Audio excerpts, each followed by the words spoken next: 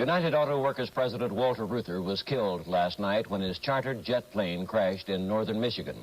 The crash occurred while the plane was trying to land in a heavy fog at Polston, Michigan. Reuther's wife and 4 other persons aboard the plane also died. Reuther, who was 62 years old, was going to visit the union's Walter Reuther Family Education Center, 25 miles from Polston. All that was left of the plane after it crashed and burned was a tail section and a piece of fuselage. Among many tributes paid to Reuther was one from President Nixon. The president described Reuther's death as a deep loss not only for organized labor, but also for the cause of collective bargaining and the entire American process.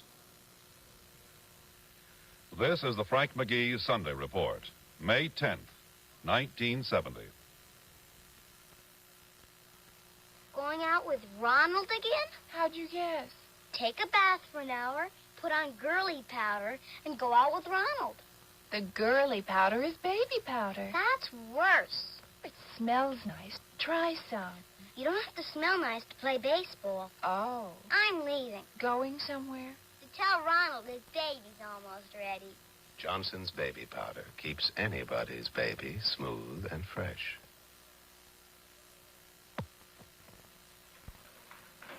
In 1526, this is how kids played. Games have changed a lot since then, but kids haven't. When they play, they still get dirty.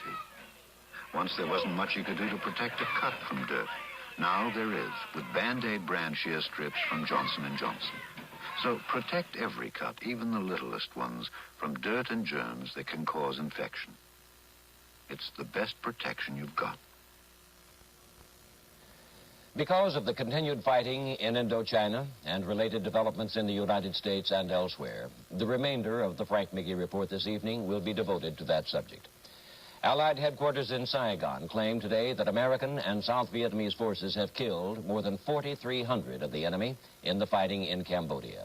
In addition, headquarters claim that enemy losses in supplies have been so high that the communists could not at this time launch a major offensive in the southern part of Vietnam. The Allied flotilla driving up the Mekong River into Cambodia reportedly has reached the important ferry crossing of Nic Luong. The town fell into Allied hands. NBC News correspondent Lou Davis reports on the riverine operation by satellite. The Navy masted ships on the Mekong River about 5 miles south of the border. They said they were going deep into Cambodia to bring out an estimated 4,000 refugees with the consent of the Cambodian government. This is the first time the Vietnamese Navy has gone into Cambodia, and the U.S. Navy took part too. There were 6 American ships and 17 American boats also going in the drive up the Mekong.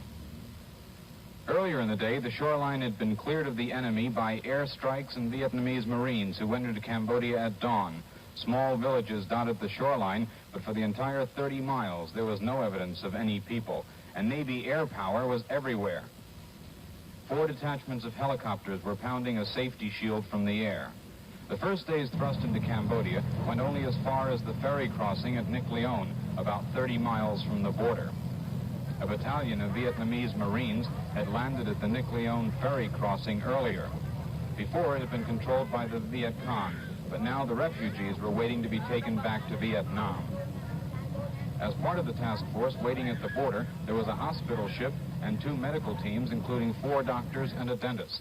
The Vietnamese government estimates that they'll bring back 4,000 refugees from here and then later from Phnom Penh.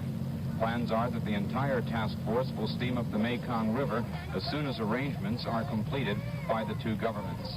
The villagers said that the North Vietnamese army was nearby, that they had been threatened, that they had been told not to leave. They said they were afraid of not only the North Vietnamese army, but also the Cambodians. They didn't want to leave here. Many had lived here all their lives, but they were victims of the war, and they came down to the shoreline carrying all they could.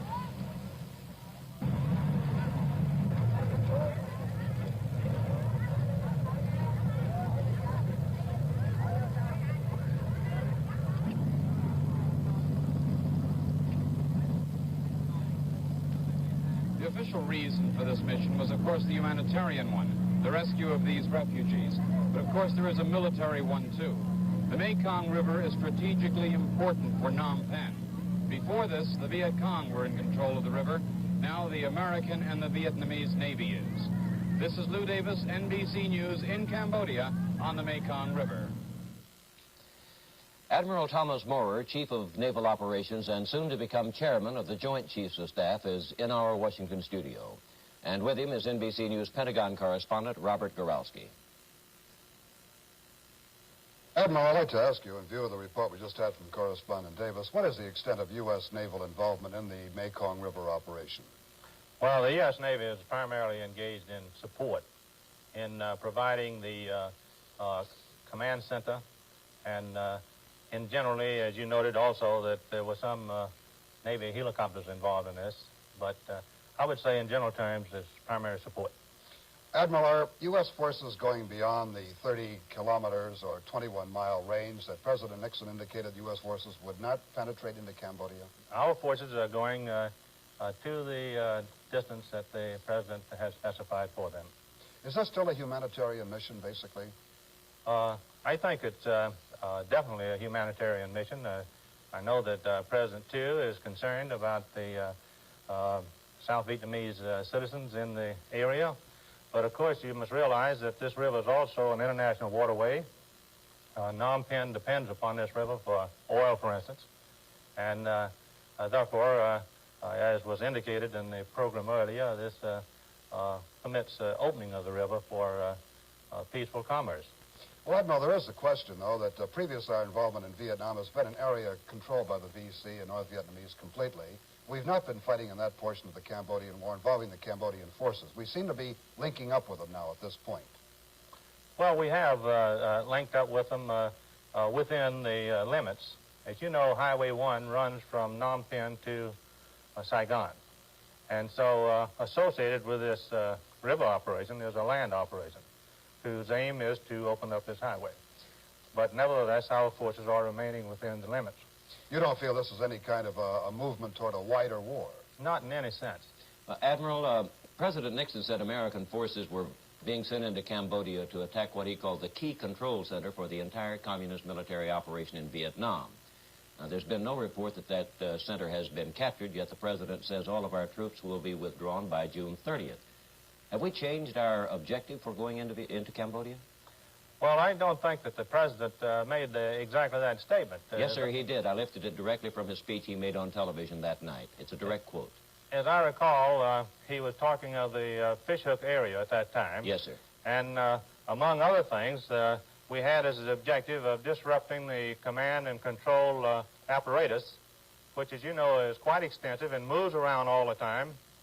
But primarily, we wanted to capture the supplies, capture the ammunition, disrupt these headquarters so that it would be, and these supply centers, so that it would be most difficult to reconstitute them in light of the fact that the rains are coming and the feed-in from the ocean, that is through Sihanoukville, has stopped. And therefore, I think that one can say that the objectives that were set down for this operation have been achieved and are being achieved. As a matter of fact, I have some statistics here. We have already captured some 1,776 tons of food, which are sufficient for 6,000 troops for a year. We've captured 48 tons of weapons, including over 7,000 rifles of various types, and 831 tons of ammunition. And incidentally, this 831 tons of ammunition is more than we have captured inside South Vietnam during the last 12 months. So, sir, you would consider the operation a success then, whether the headquarters per se was captured or not? Yes, definitely it was a success because, as I said before, this headquarters is a mobile organization, moves around in many places, although I feel that the North Vietnamese had certainly strategic surprise. They did naturally have tactical warning when the forces moved in. And consequently, they were able to move these various components of the command and control system out of the way. But nevertheless, the fact remains that the basic areas that they've been using now for about 5 years have been captured, are now subject to very careful search. This will take some time, in the days in the future. And I think and I'm confident that as this search continues, that you will see other caches discovered, and also the supplies will be either destroyed or brought back into South Vietnam. As a matter of fact, in addition to what has been advertised as the city, about 2 days ago, somewhat north of that, we found 267 tons of ammunition. And I believe this is just the beginning, because we are going to very carefully search this entire area. Thank you very much, sir. And thank you, Bob Goralski.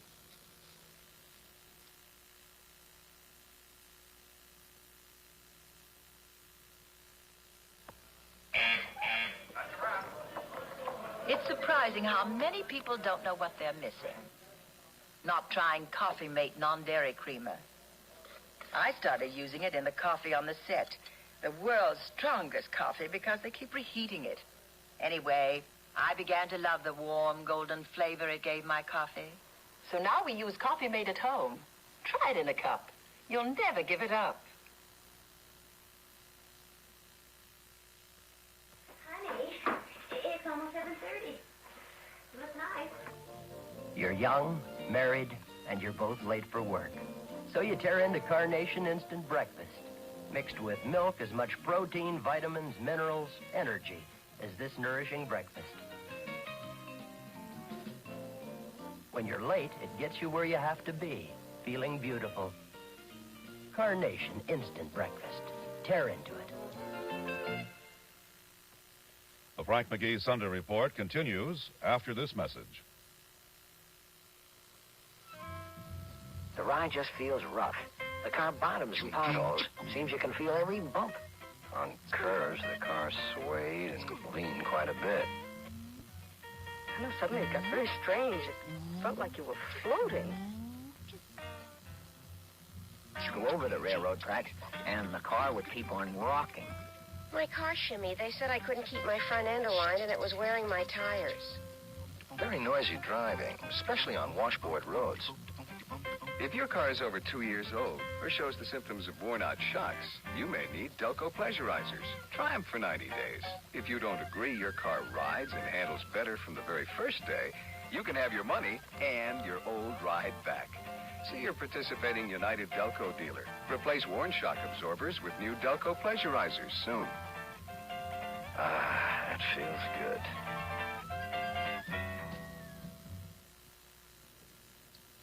In Tokyo, at this moment, are two NBC News correspondents recently returned from the battle area. One is Kenley Jones, who accompanied American forces into the Fishhook area, and the other is Richard Hunt, who recently returned from Cambodia. And we'll talk to them by satellite.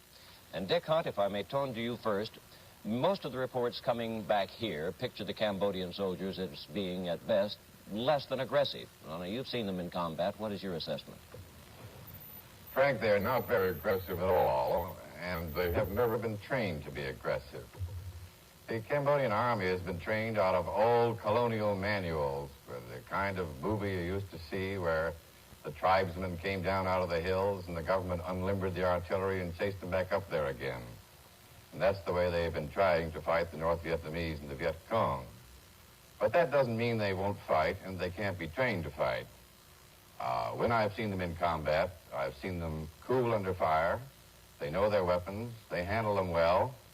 And when they're well led and have proper tactical training and indoctrination, I think they may eventually be able to give a good account of themselves. Mm-hmm. Kenley Jones, some American students seem to feel that more and more United States troops in the war are beginning to share their views, and some students seem to feel that some sort of military rebellion might occur. What chance, if any, do you see of this happening? Frank, I really don't see any chance of a wide-scale military rebellion developing in the United States Armed Forces. What has happened is this. A couple of nights ago, I stood on a fire base about 3 miles inside Cambodia, and a lieutenant colonel said to me, he watched a firefight going on about 100 yards away, and he said, if we had done this 5 years ago, we would not be here tonight. And this is the view of many of the military commanders, battalion commanders, colonels, lieutenant colonels, and of course generals. is that these sanctuaries should have been attacked years ago, and it might have helped to shorten the war.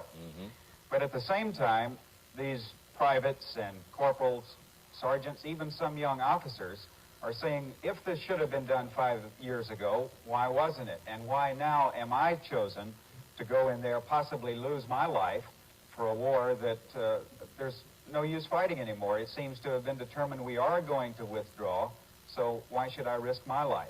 I don't think there's going to be any wide-scale mutiny, but at the same time, I think it is becoming increasingly difficult to control troops in battle, and they are not fighting with the same motivation that they might have in other wars. I see. Well, Dick Hunt, many Cambodians simply hate the Vietnamese who live in their country. How do these Cambodians feel about Vietnamese soldiers now coming into their country? Frank, you're quite right. It's unpleasant to say that Cambodians dislike the Vietnamese. They don't like them whether they come from the north or the south, or whether they're communist or anti-communist. The government is playing upon this in its political campaign against Prince Sihanouk. They are portraying him as an ambitious despot trying to return to power at the head of a foreign army, a Vietnamese army. Now, this puts them in an embarrassing position when they themselves are receiving help from a foreign army, also a Vietnamese army. So the government is saying as little as possible to its domestic population about the presence of foreign troops, especially Vietnamese troops. It took 72 hours before the public in Phnom Penh knew that Americans and South Vietnamese had crossed the border. The government is playing it down, and that's probably why, I suspect, this drive up the Mekong River is being portrayed as a humanitarian drive, though it obviously has military benefits to the Cambodian government. I'd like to get one more question into Kenley if we have time. President Nixon says he expects the Vietnamese to withdraw from Cambodia at approximately the same time we do. Can they or will they try to fight on, the Vietnamese, after we've withdrawn from Cambodia? Well, Frank, I think what the president said was he would end logistical and air support in the Cambodian operation when American troops withdraw from Cambodia. Yeah, he went on to say he went on to say that he did expect them to withdraw at approximately the same time. Those are his exact words, Kenley. I see. Well, perhaps that will come about, but I think President Hugh has refused to be pinned down to a timetable on this. He has long said that communist insurgency in Southeast Asia is a border problem. I think he will try to get some sort of agreement, perhaps not formal, but at least de facto, to stay inside the Parrot's Beak at least, and I think he can sustain a drive there. He has fighter planes in Saigon. He has a couple of helicopter squadrons in the Delta. The South Vietnamese have their own supply system, and up Highway 1, they could maintain the support to keep soldiers in there for some time. Whether or not he will bow to Washington pressure or not is another thing, but I don't think he will be wanting to come out as soon as the Americans do. I see. Well, thank you very much, both of you. One of President Nixon's close military advisors has been Sir Robert Thompson, who led British troops against communist guerrillas in Malaya in the 1950s. In an interview in England with Ray Scherer, Thompson endorsed the American intervention in Cambodia. Is this a big military gamble Mr. Nixon has made, or a relatively small one? No, I think from the strictly military point of view, it was no real gamble at all. I don't think there were great military risks involved in it. But the president has paid a great price in disunity at home. Is the military gain going to be worth that price? Well, this, of course, I am not in a position to judge. But I do think that what we are seeing played out now is the whole of position of the United States in the world and the role it is going to play. Quite frankly, I don't think the American public has ever understood this war.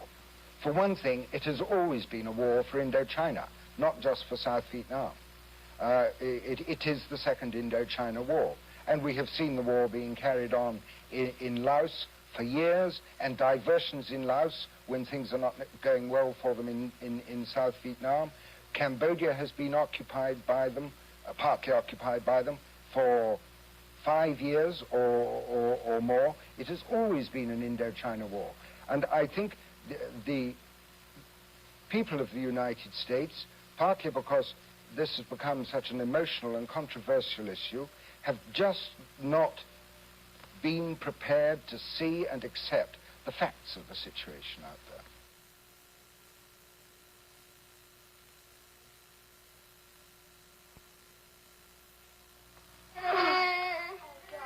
It doesn't hurt to clean a hurt anymore. New Clean and Treat medicated first aid pads stop pain on contact. Don't touch it. New Clean and Treat, the only antiseptic first aid pad that cleans and medicates without hurting, kills germs, helps healing.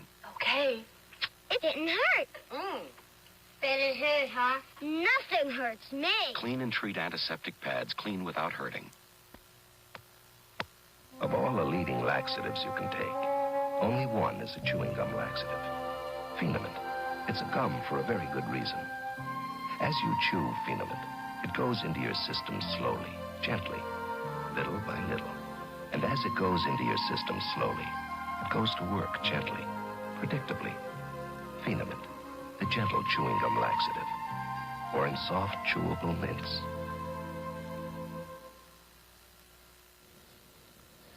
With Robert Gorowski in Washington now is William Corson, former lieutenant colonel in the Marines who served in Vietnam. But since leaving the Marine Corps, Colonel Corson has written unfavorably about American strategy in the war in Indochina.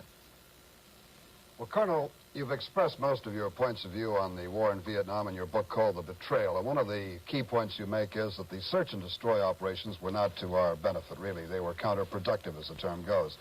Do you feel that the Cambodian operation is a search and destroy mission? Oh, I think it fits that definition, Bob. Very much the same kind of thing we've been doing in the past. Right. The same kind of criteria for success will be applied to it. Will moving into Cambodia affect the war in any significant way? Well, I think it already has.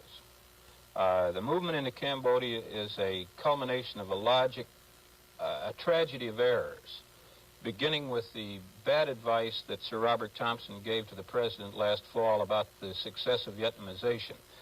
The operation in Cambodia is a logical extension of the error that Thompson made in evaluating what was going on in terms of the success of Vietnamization. You don't think Vietnamization is going to work? No, it isn't working, and it hasn't worked. Why? Well, it hasn't worked because the responsibility that was assigned beyond material equipment was never accepted by the Vietnamese. Sir Robert Thompson went to Vietnam, and he evaluated the situation on the ground, but he went with the simulated rank of a four-star general, and I submit that four-star generals never find out anything that's unfavorable. Nobody says no to a four-star general. It's taken 4 to 5 to 6 months of people who understand to go out there, and they have gone out. They're good friends of mine. They've advised the president that this program doesn't work, isn't working. Now, that material finally sifted its way up to the president, and he was caught in a box. Vietnamization is about to fail. Now, how do I keep this bet from failing? Because that's the basis of my withdrawal program. Well, if Vietnamization is not going to work, can we expect American troops to be in Indochina indefinitely? If you buy the to-stay rationale, it will take 5 to 7 years for U.S. forces at a level of 250,000 men to be there, just in the fact of providing the logistical support, the air support, and the artillery support. The problem with training helicopter pilots is the kind that to bring them up to the level where they could continue to fight the war, you're talking in a range of 5 to 7 years. Well, I'm interested in your statement, though, that Vietnamization will not work. Is it because the South Vietnamese are not capable of maintaining the initiative themselves, or what is it specifically? Well, their goal is different than ours. Their goal is survival. The ARVN, or the Army of the Republic of Vietnam, is going to survive, come what may. And the people that run the ARVN are going to survive, come what may. And they're not going to imperil the power base of their political future by engaging in military actions against the enemy. Well, there are elections in 1971 in South Vietnam, as you know, Colonel Corson. How do you think those elections will turn out? Well, I think that the sincerity of the president cannot be questioned. I know too many people that work for him closely. But he's much like a parent that's found that his kids have started to take drugs. He doesn't know how to communicate. I've been rapping on the campuses with kids for the last 2 years, and they really say, let us have a debate. And what distressed me with the president was, come in and advocate your cause. You're a good lawyer. Say what you really believe. Don't play commander-in-chief to me. Put it out, here's one set of evidence, here's the other set of evidence, and what does this nation want to do? Now, I believe that the young people are saying, we'll do the right thing, but damn it, you tell us all the facts. And the decision process is breaking down in this regard. Well, thank you very much, Colonel Corson. Now back to Frank McGee in New York. Lawrence O'Brien, the Democratic National Chairman, spoke last night at a Jefferson-Jackson Day dinner in Milwaukee, and he took the occasion to decry the expansion of the war into Cambodia. The possible consequences of our offensive in Cambodia are grave and real. By our own violation of the neutrality of Cambodia, together with our continued involvement in the struggle in Laos, we have given North Vietnam a pretext for a more open and sustained military activity in both of these countries. Will their response be to put pressure on Phnom Penh and on the capital of Laos, Vientiane? In such event, will we send American troops to defend those beleaguered cities? Or will we accept their fall? Their fall as a consequence of our own military escalation. Having developed the domino theory to explain our presence in Southeast Asia, are we now through our own action to put that theory into practice? Frank McGee, NBC News. Until next Sunday, good evening. I'm Julie Andrews. In our everyday living, each of us is busy with our own lives, our own joys, our problems. But living is a matter of sharing. I'd like to ask that you join with me in sharing a joy and a problem. The problem is MS, multiple sclerosis. MS is the great crippler of young adults, a disease of the central nervous system. MS victims often can neither walk, nor read the boldest headlines, nor speak without garbling their words. MS usually means long years of increasing disability, often eventual paralysis. There is no cure yet, but there is hope through research sponsored by the National Multiple Sclerosis Society. By sharing in the MS problem, you also share in the joy of giving that hope. When your MS volunteer calls, please give generously. Thank you.